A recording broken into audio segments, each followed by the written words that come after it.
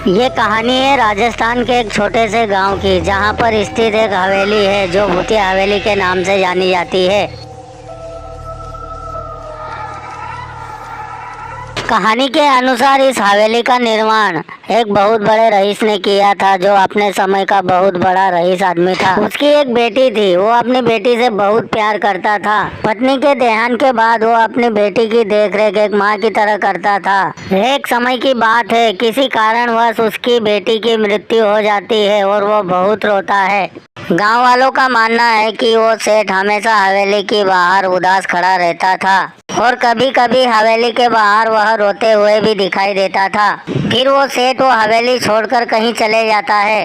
तभी से उस हवेली में अजीबो गरीबो घटनाएं घटने लगी और गांव वालों को रात में भयानक भयानक आवाजें सुनाई देने लगी। कभी रात को उन्हें बिना पैर वाली चुड़ैल दिखती तो कभी बिना सर वाली चुड़ैल दिखने लगी।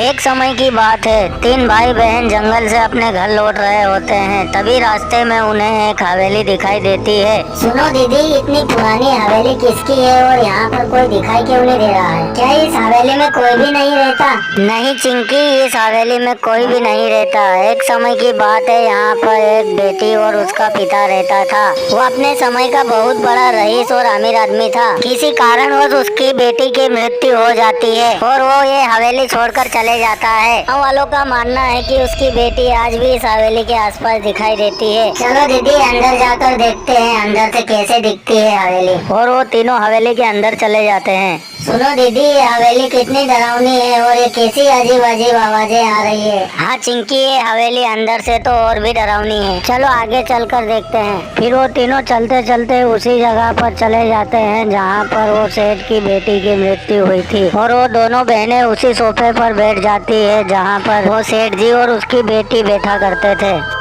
सुनो चिंकी, ये जगह कितनी डरावनी है। लगता है काफी समय से इस हवेली में कोई नहीं आया है।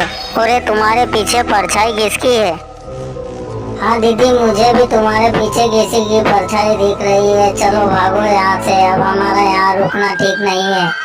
हाँ चिंकी, तुम्हारा कहना ठीक है। अब हमारा यहाँ ज्यादा देर तक रुकना सही नहीं होगा। तभी वहाँ पर बिना सर वाली चुड़ैल आ जाती है और वो तीनों काफी घबरा जाते हैं और डर के मारे वह भागने लगते हैं। और उस हवेली में अजीब अजीब सी आवाजें सुनाई देती है और अजीब अजीब सी चीजें दिखने लगती है।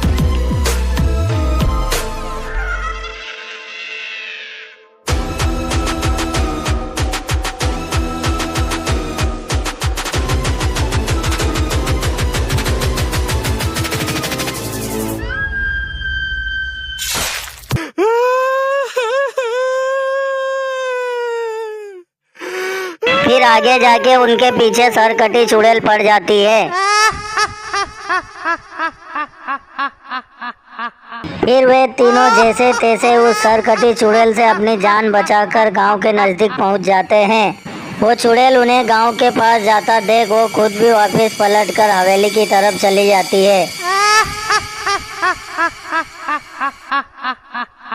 फिर सुबह होते ही वो तीनों भाई बहन गांव वालों को हवेली के बारे में सारी बातें बता देते हैं। फिर कोई भी गांव वाला उस हवेली की तरफ नहीं जाता।